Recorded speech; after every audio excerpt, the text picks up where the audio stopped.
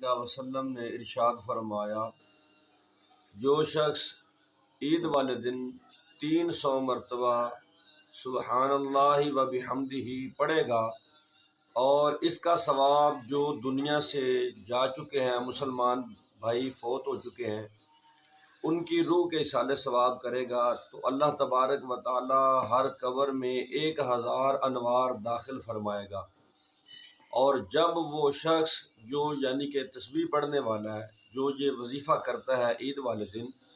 جب وہ بندہ دنیا سے جائے گا تو اللہ تبارک و تعالی اس مرنے والے کی قبر میں 1000 انوار داخل۔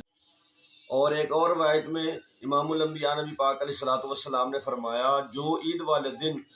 عید کی نماز سے پہلے 400 مرتبہ یہ کلمہ پڑھے گا، لا الہ الا اللہ وحدہ لا شریک لہ لہ الملک ولہ الحمد یحیی و یمیت وہو حی لا یموت بیدہ الخیر وہو علی کل شیء قدیر، تو اللہ تبارک و تعالی اس بندے کی 400 حوریں